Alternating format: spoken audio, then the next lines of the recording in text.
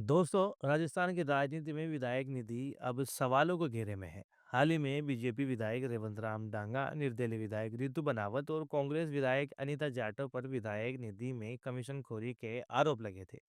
वो मामला अभी ठंडा भी नहीं पड़ा था कि बीजेपी का एक और विधायक बुरा फंसता हुआ दिख रहा है। दरअसल सोशल मीडिया पर बीजेपी एमएलए का एक सीक्रेट लेटर वायरल हो रहा है, जिसने विधायक निधि के नए घोटालों की परतें खोल कर रख दी है। इस बार मामला है अजमेर जिले की मसूदा विधानसभा सीट का, जहां सरकारी स्कूलों के लिए खरीदी गई एक एक दरी की कीमत सुनकर आप भी हैरान रह जाएंगे। तो चलिए समझते हैं पूरा मामला। अजमेर की मसूदा विधानसभा से भाजपा विधायक वीरेंद्र सिंह कानावत का एक अनुशंसा पत्र इन दिनों सोशल मीडिया पर तेजी से वायरल हो रहा है। ये पत्र फरवरी 2025 का बताया जा रहा है। पत्र में सरकारी स्कूलों के लिए खादी की फर्श दरी पट्टी खरीदने की सिफारिश की गई। कागज पर सब कुछ जनहित में दिखता है, लेकिन जब आंकड़े सामने आए तो कहानी बदल गई। अब जरा आंकड़ों पर ध्यान दीजिए। पत्र के मुताबिक बिनाई क्षेत्र के सरकारी स्कूलों के लिए 20 लाख रुपए और मसूदा क्षेत्र के स्कूलों के लिए 30 लाख रुपए की दरी पट्टी खरीदने की अनुशंसा की गई, यानी कुल बजट 50 लाख रुपए। अब सवाल यह है कि इतने पैसे में आखिर कितनी दरिया खरीदी गई। जानकारी के अनुसार बिनाई में 190 दरिया और मसूदा में 239 दरिया खरीदी गई। अब आपको बताते हैं वो आंकड़ा जिससे हंगामा मचा दिया।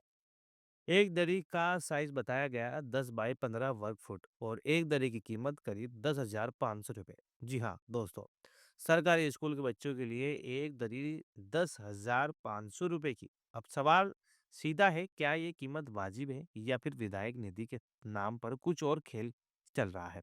मामला सामने आने के बाद विधायक इस मामले पर कोई भी जवाब देने से बच रहे हैं, और जब पर जनप्रतिनिधि खामोश हो जाए तो सवाल और गहरे हो जाते हैं। लगता है ये मामला भी दिल्ली तक जाएगा। मसूदा निवासी शोभाराम सिंह ने सीधे प्रधानमंत्री को पत्र लिख दिया है। इस पत्र में विधायक वीरेंद्र सिंह कानावत की चल अचल संपत्ति की जांच की मांग की गई है।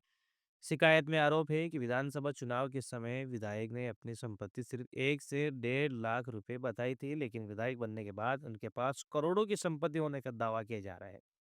शिकायतकर्ता का कहना है कि विधायक बनने से पहले उनका मकान सामान्य था, लेकिन अब वही मकान करोड़ों की इमारत में तब्दील हो चुका है। यही नहीं, पत्र में ये आरोप भी लगाया गया है कि विधानसभा में श्री सीमेंट फैक्ट्री के प्रदूषण का मुद्दा उठाने के बाद अब इस पर अचानक चुप्पी साध ली गई। क्या ये किसी साठगांठ का संकेत है?